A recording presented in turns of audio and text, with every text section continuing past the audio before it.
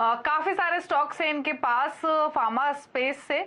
एक स्टॉक पर मैं व्यू ले लेती हूँ सुचित, क्योंकि बहुत सारे व्यूअर्स हैं जिनके सवाल हमें मिल रहे हैं। तो एक स्टॉक पर मैं आपकी राय ले लेती हूँ।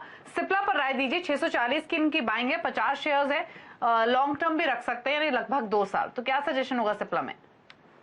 देखिए 2 साल के अवधि के लिए तो डेफ़िनेटली इनको होल्ड करना चाहिए, क्योंकि जिस तरीके से यहाँ पर एक ब्रेकआउट हुआ है हाल-फिलहाल में 630 के लेवल्स के आसपास का, इसके जो एक्सटेंशंस या प्राइस एक्सटेंशन टारगेट्स आ रहे हैं वो लगभग अराउंड 850 तक के आ रहे हैं। तो मुझे लग रहा है यहाँ पर डेफ़िनेटली इनको इन्वेस्टमेंट की ओर से वो होल्ड करना ही चाहिए।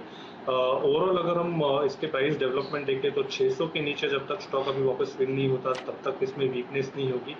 एंड अगर डिक्लाइंस होते भी है, कंसोलिडेशन होता भी है, तो मुझे लग रहा है वहाँ पर अक्यूमुलेट करना चाहिए। 1 से 2 डेढ़ साल के लिए भी अगर ये पोजीशन होल्ड करते हैं तो अराउंड 850 तक की प्राइस एक्सपेक्टेशन होगी।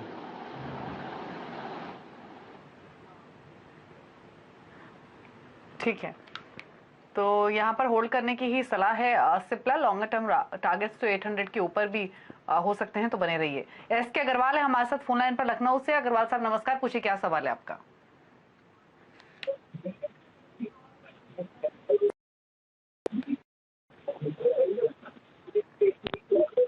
अग्रवाल जी सवाल पूछिए प्लीज अपना।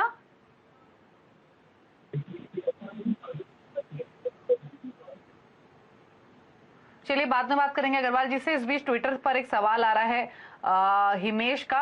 आईआरसीटीसी पर ये रिव्यू लेना चाहते हैं। 1455 की इनकी बाइंग है, नुकसान इनको हो रहा है सचिन। और इंटरेस्टिंग ये है कि सिर्फ 2 महीने 3 महीने का समय देना चाहते हैं। तो आईआरसीटीसी पर व्यू आपका क्या है, और क्या इनको समय सीमा अवधि बढ़ानी चाहिए? दीपाली, यहाँ पर ज़्यादा डेटा अवेलेबल नहीं है, बट जिस तरीके से पिछले 4 महीनों की चाल रही है, एक साइडवेज कंसोलिडेशन में ही है स्टॉक, तो मुझे लग रहा है यहाँ पर काफ़ी इंपॉर्टेंट होगा 1300 ये एक पर्टिकुलर लेवल उसके ऊपर सस्टेन होना काफ़ी इंपॉर्टेंट होगा। तो मुझे लग रहा है जिस तरीके से अभी तक यहाँ पर बाउंस हो रहे हैं, कंसोलिडेशन बैंड में ही रह सकता है स्टॉक।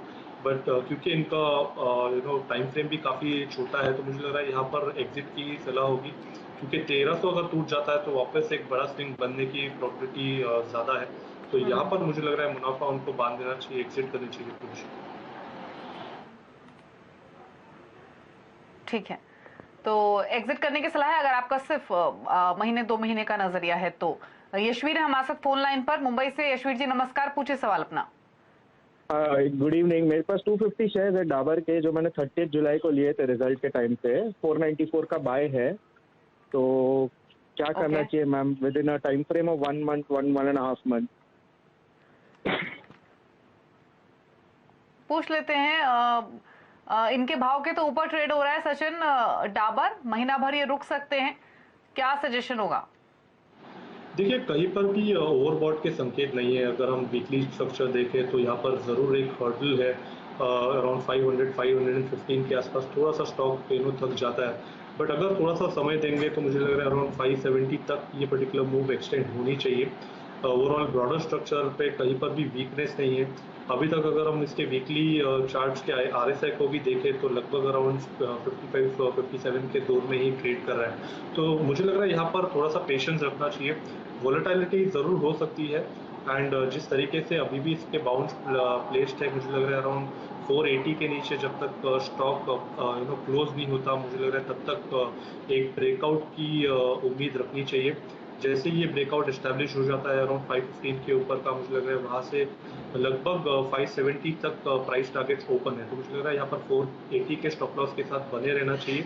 रिव्यू ज़रूर करनी चाहिए पोजीशन अराउंड 515 के ऊपर।